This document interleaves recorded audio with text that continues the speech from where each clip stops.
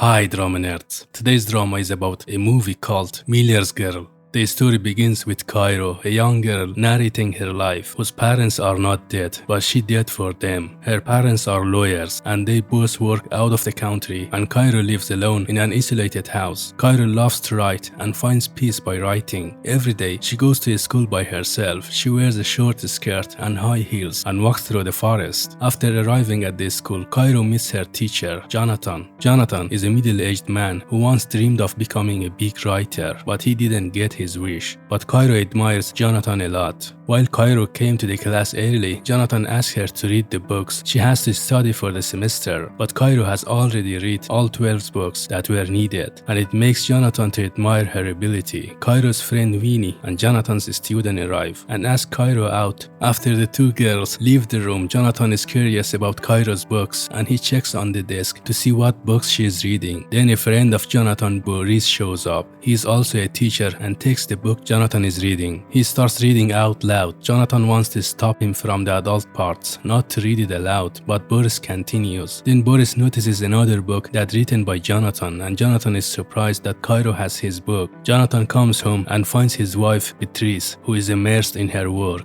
Then he talks to his wife about his student reading one of his books, and while they are talking, Beatrice receives an urgent call from her colleague. After the call, they drink together, and when they want to spend more romantic time together, Amy calls Beatrice again. Jonathan gets nervous and gives up. The next day, Jonathan tells Boris about his boring weekend and how Amy ruined her romantic moments with Beatrice. Boris mocks Jonathan and then talks about his own life. Just as the two of them were talking, Cairo emerged out of the forest. Jonathan, who is still nervous from the day before, when Cairo approached them, they are looking at her, Cairo without knowing about the situation. After taking off her headphones, she greeted them, then Boris leaves them alone. Jonathan, who was sexually frustrated, trying to keep his cool and have a normal conversation with Cairo. At the school, when Winnie intentionally drops her books and stuff in the hallway, Boris approaches her to see what the problem is. When he saw Winnie's chest, he realizes that she wanted to seduce him. Winnie tries to give Cairo some feedback for the article, but Cairo thinks that it is very ordinary. When Winnie suggests to fool attractive teachers for the essay, Cairo gets very confused because the age gap between them is very big, but Winnie tells her that there is nothing wrong with that. They both are virgins, by the way. Winnie sees Jonathan a very nice and kind and a very good choice for a first date. Winnie's insistence attracts Cairo's interest more. Winnie teases Cairo of Jonathan, saying the way he looks at her is different, which makes Cairo embarrassed and blushing. After a few days, Cairo's interest in having an intimate relationship increases and she wants to experience it, so her eyes are on Jonathan to make a move. One day, Jonathan tells her to come to his office after class. In Jonathan's office, he is talking to Boris and asks him to come home for having dinner together with his wife. When Boris leaves, Cairo sees Jonathan doing some kind of dancing. They laugh together and then talk about Winnie, her friend. After that, Jonathan talks about Cairo's situation and congratulates her for one of her recent writings and says that she has some proper skills to become a writer. Then he asks Cairo to write a short story in the style of a writer that she likes, and if it comes out good, she will pass the whole semester with a very good grades. Cairo catches her teacher by surprise and says that she has read his book. She reads the part of the book that she had memorized and the teacher is happy and emotional. He says that this was his first book he wrote and it is very important to him. Jonathan says since he got married, his life has become very ordinary and he has not been able to write anything. Cairo also challenges him to find something inspiring again and write about it. Jonathan tells her to meet at the weekend to discuss more. At the meeting place, he surprises Cairo from the back and then they start talking and he talks about how to improve his literary skills. A poet named Eliot is performing and Jonathan is listening carefully, whereas Cairo is looking at Jonathan. Then they talk about poetry. Cairo smokes and offers to Jonathan. The next day, Cairo decides to bring some changes to her looks. She buys coffee to Boris and Jonathan and they talk more and everyone smokes together. Later, Cairo tells Winnie that even though Jonathan didn't say anything about her dress, but she knows he liked it. Cairo tells her teacher that she wants to write her story in the style of her favorite author, Henry Miller, who is famous for writing romantic stories and he is not very likable by public. Jonathan says that maybe it is not a good idea and the school will cause her problems. Controversial stuff, they say.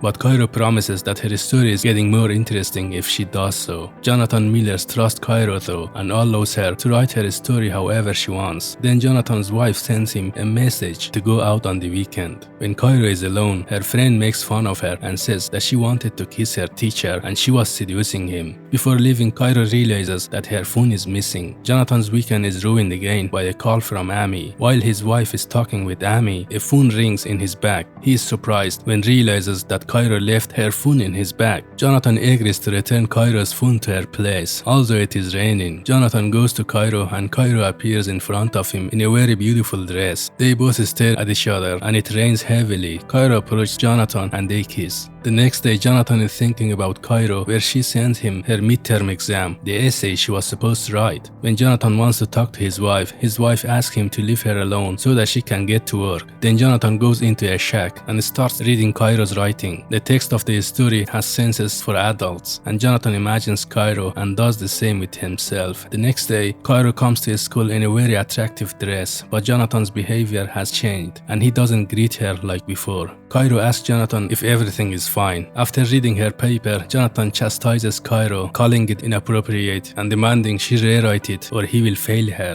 Cairo tells him she was writing what she knows, their mutual attraction, but he fails to acknowledge that. He says he was foolish for trusting she could write in this style, calling her a child. Cairo says he blurred the line of their relationship in real life, to which Jonathan says she is his student and that's all, and if she mistook something, that's her problem. Cairo then returns on a dime how she sees him and their relationship, calling him a mediocre writer and warning him that if he continues to deny his responsibility in creating the idea of a relationship they had, it will destroy him. So she sets her plan into motion, sharing her story with the school's administrator, which eventually brings Jonathan in front of the school board to explain his actions and threatens his career. However, Cairo does not stop there. When hanging out with her friend Winnie, who for the whole movie has her own flirtation with another teacher Boris, but not to the extent that Cairo and Jonathan had though. Cairo pressures Winnie, who has been texting Boris, to send him a picture with the two of them making out. Both Cairo and Jonathan speaks with the vice principal and Jonathan is suspended. Boris blames him for not knowing where the line is, while he defends his own position with Winnie by saying he recognized the line and is sure not to cross it. The situation also wrecks Jonathan's relationship with his wife Beatrice. When he comes home and tells his wife that he has been suspended, Beatrice asks if something really happened between him and Cairo. Jonathan denies it, but Beatrice doesn't believe him and she insists on it until finally Jonathan confesses. Beatrice asks if he has feelings for her. When Jonathan makes a max, it causes them to argue and end up breaking up.